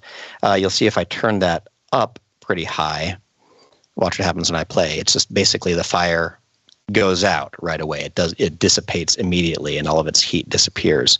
And that's why this default value of 7 is pretty cool. And if I turn that down just a little bit further, it means that those things will last even longer. So it's only going to dissipate like 3%. And so that way, some of this stuff up top will probably remain when the ship starts pushing through. You know what? Oh, there it freaking is. Okay. I truly did not expect that to work so fast. I thought we would be here all the rest of the show, but this is what, like 10 minutes? Now, here's a weird question. Maybe you adjust this already. Can you double up on the cylinder, sandwich the ship, turn buoyancy negative on the top cylinder? No. Okay. What I could do... I mean, you could.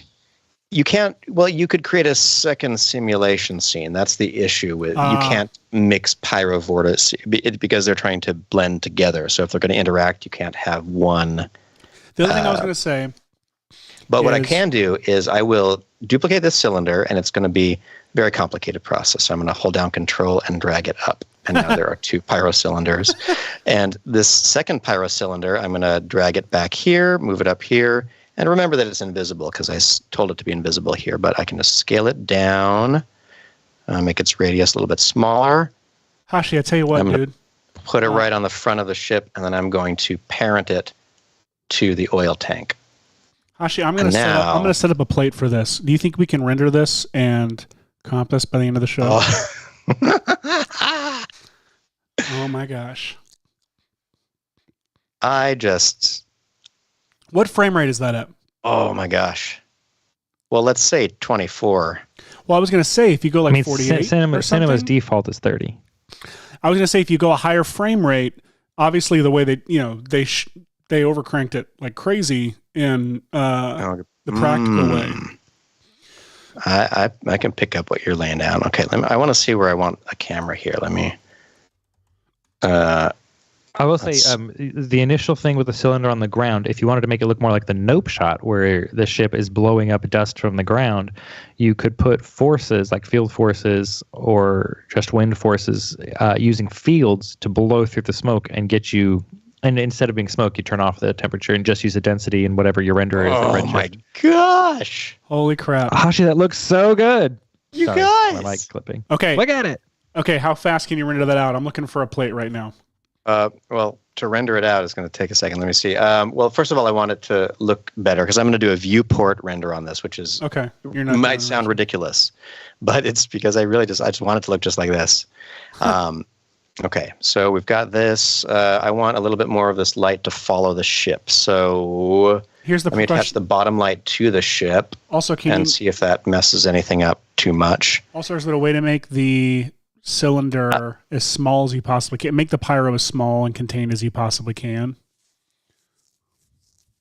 Because right now it's a wall of pyro, but we're looking for that like cloud. I don't know how to do it. Let's see. Well, one thing I could do is the cylinder that's emitting these from the beginning could start out here. I could add a keyframe like that. And then by the end of the shot, I'll add a keyframe that puts it back here. And I don't know if that'll do what I'm thinking, but what I'm hoping is, let's go to an extreme side view. It's actually a smart idea. What it should look like is my emitter it's putting cloudiness out here. Oh wow, I don't know why my other cylinder emitter ended up so far back. Oh, I probably parented it at an odd point in its development. Okay, let's put it right there. Now let's see. So from this extreme side view, one pyro instance right here that's moving slowly backward, one that's on top of the ship moving forward. So hopefully you start to get more of a shape of clouds like this. See, so it'll come through.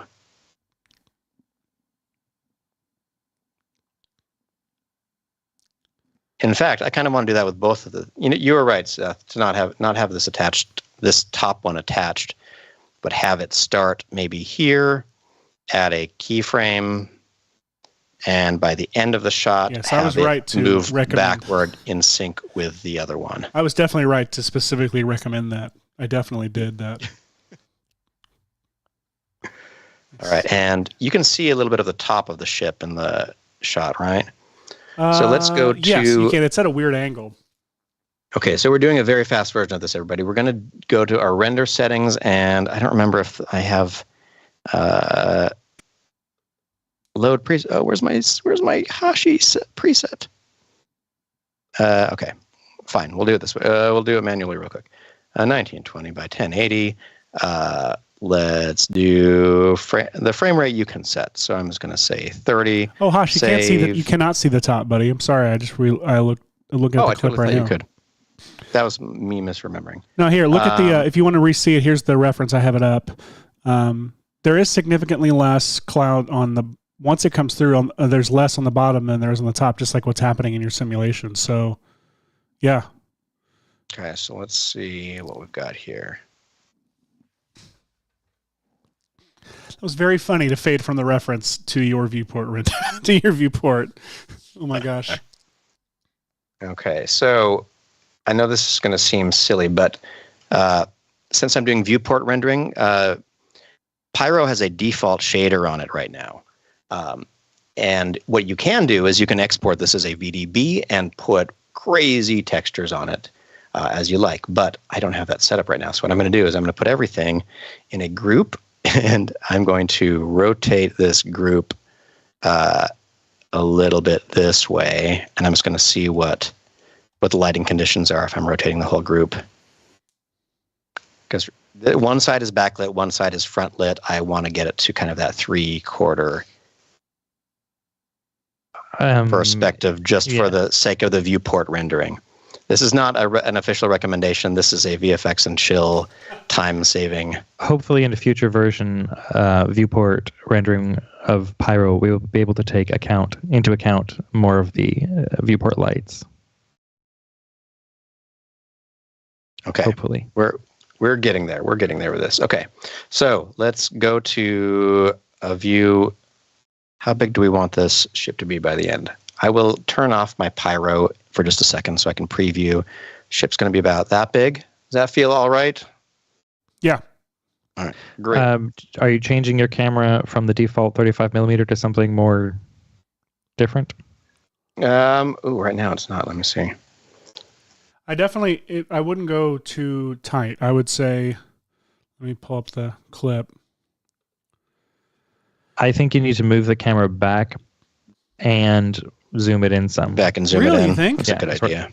Okay. Because right now it looks more like a miniature. All right, so let's go to here. Let's change the focal length a little bit and angle down a bit. And now I'm going to see. Here I've got to play a balance between getting crashing with the stream and getting this right. So let's go to our pyro settings. Okay, the voxels can be as small as 2. So let's go to our fire on the bottom cylinder and the top cylinder and change them to, let's try 3. Let's see if this looks way less. There should be a little bit more detail on these clouds here because the voxel size is smaller.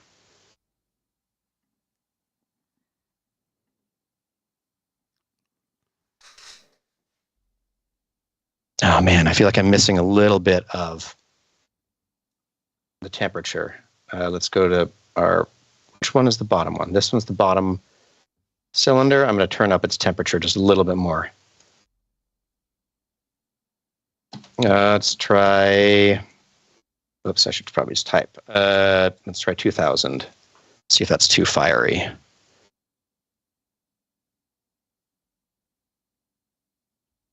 I don't know, it's maybe too fiery. I'm trying to get the fire effect out of to color it instead of just doing the legit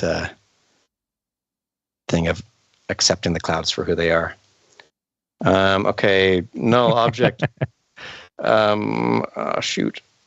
I'm going to try turning the whole simulation back to get more of the backlighting that I was getting before. Why has no one just shot this plate for us? I'm like going through every resource I have, trying to find a good replacement.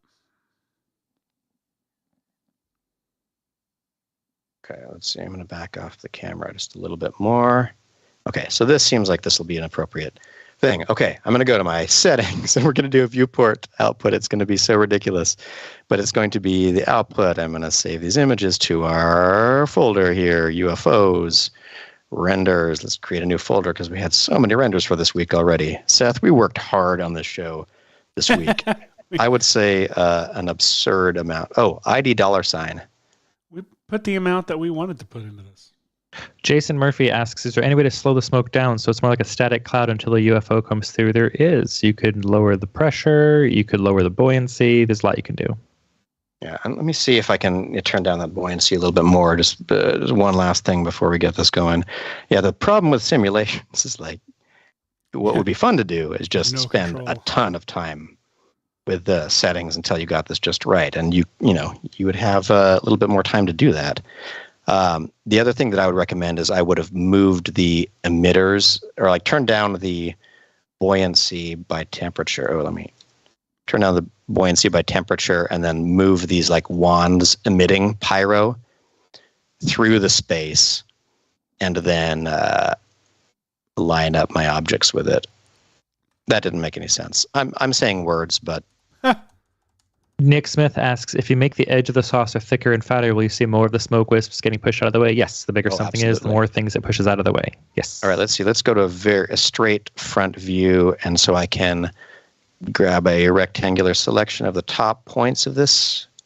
Whoops, nope, that's not the oil tank. It's this oil tank right there. We'll grab the top. We'll move these. Come on. I got to render this for you, Seth. How are you finding a plate? I'm getting perfectionist here. There's like, it's so hard to find one at the angle that I want it to be at with enough sky. It's like no one would take a picture like that if there's not a giant spaceship frame, in frame. Yeah, that's a good point. Plus, which is also a reason lapses. why a lot of VFX artists have to deal with plate extension, because it's just hard to exactly imagine. Come on, people, just imagine what you're supposed to be doing, Yeah. Imagine. We did it all the time when we were children. Imagine dragons. Imagine dragons in that space. How many lousy articles do you think were titled Imagine Dragons about Game of Thrones when it came out? All right, that's kind of a cooler spaceship dealio. Okay, let's, I better get back to the render settings. Alpha channel, bit of dithering. Let's do a little bit of that. Let's do a little bit of, what am I looking for? I'm looking for You need to make sure you switch it from standard renderer to viewport to hardware renderer up top too. Yeah, viewport renderer and under save. I'll do that. Viewport renderer. Oh yeah, I just want to render. Go to filter. Oh yeah, filter geometry only, right? No, because the clouds are not geometry. The clouds I don't think. are not geometry. That's what I thought too, but I think the clouds are geometry. I don't think they are. I thought pyro. Here, go to your viewport settings right now under filter, hit geometry only real quick, and you'll see for sure if it pops through or not. Wait, where is it? The right. Oh, filter geometry only. Yeah. So yeah, I guess it works. Cool. Do you want to put a black? Do you want to put a black sky object in there so you have something to pull off of, or does it put out the alpha will work? Alpha. Okay, good. Cool. All right, so let's save the. Let's see, I'm saving this as TIFFs. There, and let's do it, everyone. Let's watch this render out. Hee. Oh, I made it too big. It's rendering. This is it's like viewport exporting, and naturally, if you're doing this on your own shot, you would increase the voxel size because these 3D cubes are what are considered voxels. They're a dead giveaway. But one thing that I like to do if I'm trying something like this is I think that we could probably vector blur those out of there.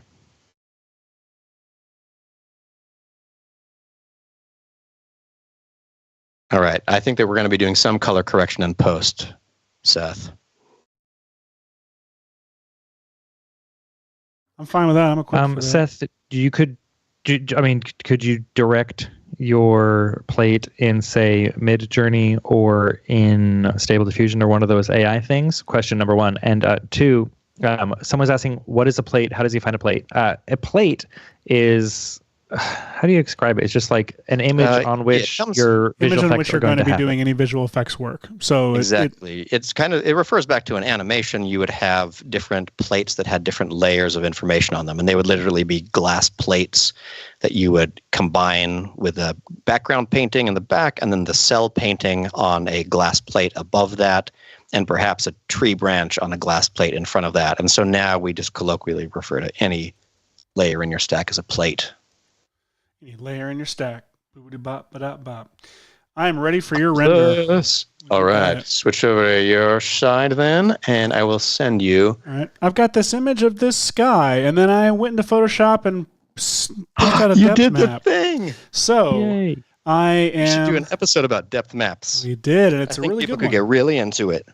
Let's see. I'm going to do some little set mat here, say depth mat. I'm going to say effects and max so I can adjust that and say luminance.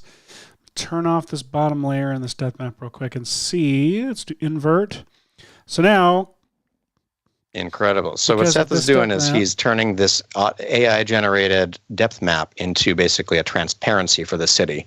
So you can see the far background is completely transparent. It's like keying out the sky. So I'll drop this here. I do not know how long the, let me see. I'm going to take a peek at how those renders are doing. I think that they should all be loaded. Okay. If you sync them. I will. Oh, nuts. You were right, Michael. It didn't, the alpha doesn't work for Pyro. That's okay.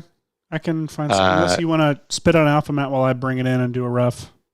Yeah. See what happens if you bring it in and ignore the alpha. Okay. Out of curiosity. Yeah, I should put this in front of black. Sorry, Michael. This is every time I don't listen to Michael. Every time. TIFF sequence. Well, if you spit out like an AOV, the redshift set alpha. I mean, if you're doing this in redshift, if I was doing this in redshift, we have a lot more options. But I'm not. So let's bring this down. Okay. Sorry, it's just fun perfect. To see. Oh wow, yeah, that's crazy. That's weird. Yeah, it's no dice. Let's see. Output that. Okay, I'm gonna save this. I'm gonna see if I might try adjusting my voxel size even a little bit more. Unless it's Jason a Murphy big says mistake. he heard that you can use the clarity slider in Color Reset to bring out detail in Fire. Correct. That was on a Tip Tuesday post from Red Giant on Twitter, Facebook, and Instagram. If you're not following Red Giant News on Twitter or Instagram or Red Giant Software on Facebook, highly recommend you do so. Every Tuesday there are tips that come out, usually 2 tips every Tuesday, on how to use this Red Giant software better. Just really quick stuff that you may not have realized. And there are also some more cool things in the works for short tutorials online. I've got a really cool 80s cool kick butt action sequency kind of graphic that I'm working on a tutorial for right now. That will be coming out. So that, someone requested on one of the VFX and Chill episodes. Someone said, "How do I make this title?" And we never got around to it on the show.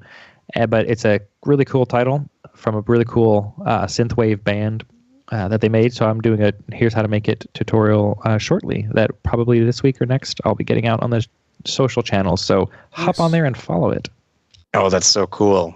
That's the cool benefit of getting to have a live show with a bunch of requests on it, is that we get the opportunity to make cool stuff for you that is very bespoke. Like this thing. Any second, some of the TIFFs in there may start writing over themselves because I didn't think to version this. Why don't I hit this and just click reload? Let's see. Okay, yeah. Things are happening. Okay. All right, so we are approaching, and I don't remember what the clock was on this, but I feel like it was around 3:30 that we started this process. I wonder. Seth is adjusting some levels, and I'm going to do some magic with depth maps to. We've got like 2 minutes. Seth, I had no idea we were going to. Me either. Pull this off. But we're going to. Here's what I'm going to start doing. I think you might want to horizontally flop this. Interesting idea, because we're up high in a building now. So I feel like the implied lighting. Horizontally flop it. Got it. Okay, hold on. Yeah, that's better. So good. Oh gosh, I don't know why it goes so dark there. The viewport preview of your fire simulation is, like it's meant so you can see it kind of in real time. What it's going to look like. It's not really designed to be used as a render, but I've had some success forcing it into my render before. That's gross. Adding some vector blur to the flame elements of it, etc.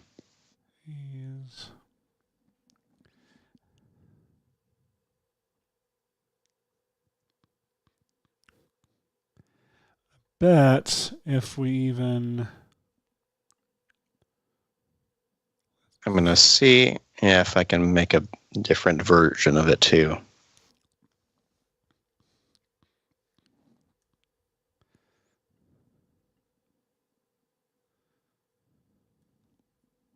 Ooh. Yeah, I'm trying to figure out how much to color match it to the sky. There's just a nuclear explosion at the top of it. Now, if you saw that in the distance, something. Something not fantastic is happening. Well, that's just like every summer in LA, right? It does look remarkably like LA summers. LA summer sounds like a person. Journalist with the weather, Hashi, look what we made today. This is. I had no idea that this was possible today. So this works for me so for just happy. like a few frames. So what I'm thinking is, what I might even do is pre-compose this. I like where you're going. Am I this crazy? I think I am. I'm going to pre-compose it, move into new attributes.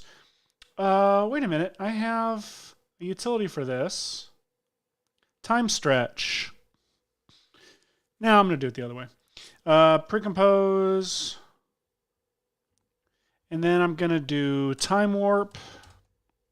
Let's do the time warp again. It's one word. And let me see. Frame-wise, I want frame one. Oh, wait. Turn off time warp real quick to determine this. Probably frame 75 through frame 212. See you later. What did I say? 75 through 212. I'll do source frame 75. And then go, just stretch it all the way out. And say 212. And turn time back on. So now it's going to take a long time to render, but it will be because it's trying to calculate a whole bunch of extra frames and things like that. But the idea is that we'll get that like slow motion milk tank look. You know, there's no reason to be in full resolution. This is so janky looking already. Let's just see. Good point. Dun, dun, dun, dun, dun. What if me singing flagged the video, but not the actual clip? That would be great. That new Google recognize a tune situation. I'm rendering an anti-aliased version of it that may end up looking better. I don't know. Is it versioned or is it just versioned? Okay. It won't disturb Let me know what's when it's going on out. here. I think there's a couple of frames in here that get wonky because of I reloaded it before you were done rendering. Yeah. And yeah, just to reiterate what we're doing was we are literally compositing a viewport render into a visual effects composite. Just it's very silly of us. Yes, it is. So I'm going to let this thing cache while I'm idle. I'm just going to sit here and be idle. Be idle. This is a fun to cache is heavenly, but to sit idle is divine or something. I don't know where I was going with that one. Well, folks, we're at the normal show end time, and we have created something surprisingly good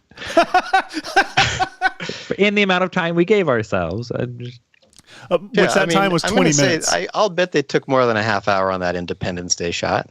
Yeah. This is going to be our thumbnail, and we're absolutely going to put something like Independence Day clip in 20 minutes or something like that. 20 minutes or your Independence Day shot is free. That's the VFX and chill promise. Oh my gosh, it really is. And even what's great is that our show is always free. So even if you ask for a tornado shot or a simple paint out, if it's not to your satisfaction, you get this Independence Day shot for free. That's the promise. That really is. And we've teased on the show, or rather, maybe it's just been amongst ourselves, that we would like to, at some point, do an episode where we attempt to do the visual effects for somebody's.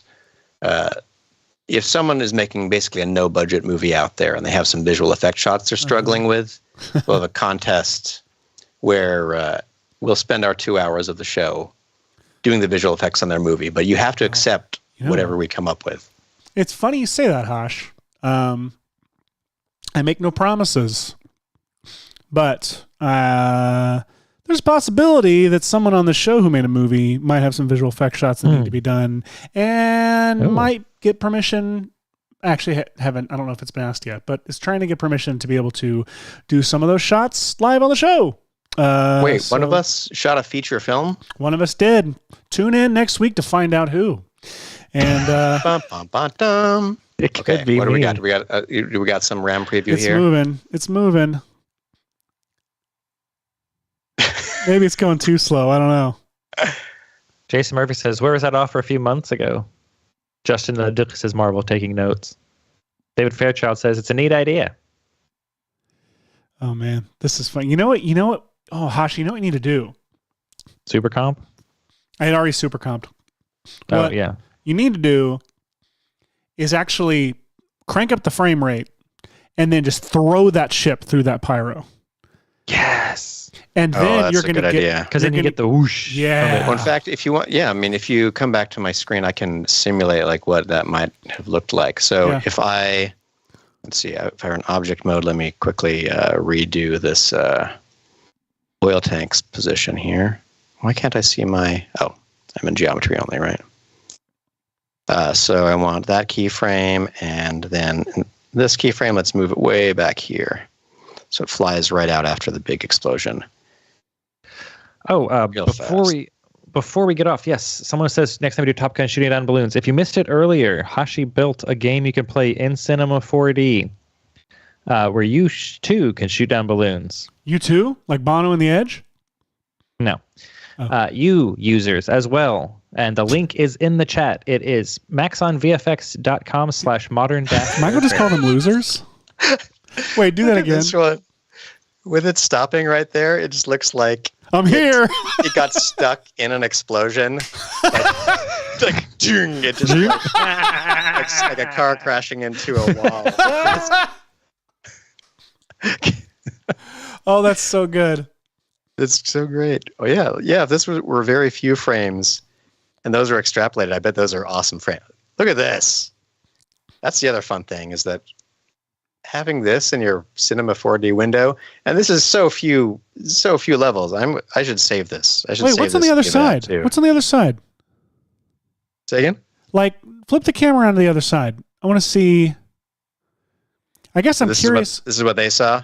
Well, I'm curious what it would look like in reverse. Basically, if you push it through and then play it in reverse, like if you like, I'm trying to see how to get that milk tank look. Mm-hmm. We do need to go. Maybe we can pick this up next week or something. But everybody, thank you for tuning in. We love having your company. Just here look at this VFX shot one more time before we go. Look at this. Look what we did today. Look at that. It's not perfect, but we did it in 20 minutes. Damn it. Hey, that's pretty good. Pretty good. I'm proud of us today. Seth, I do now believe that there are things that I can't explain, including how you could make an effect shot like this so quickly. Absolutely. Wild. To all of you from Hashi's nice channel. To be in the same office for a change instead of in our boxes. Buddy, it was so good. It's always good. And I forgot to say that you have my X-Files mug here this week, which on the other side. Oh, that's fantastic. I just have my diet soda. Your X-Files diet soda. My mug here says, I'd rather be watching that episode where Scully gets a lower back tattoo. Thank you. This is my friend Nate Utash, sells these mugs. Look them up. They're great. Cheers, everybody. A really wonderful show. And we'll see you back here next week on Friday. You Action Movie Kid fans, come back. We'll be here on Friday. Absolutely. It's grow up with us. We can make lots of cool visual effects together. Absolutely. And continue to prove that aliens don't exist. They don't. Well, goodbye, everybody. Have a great week. Foolish humans. Oh, yes, coaches. This is now ripe for the plucking.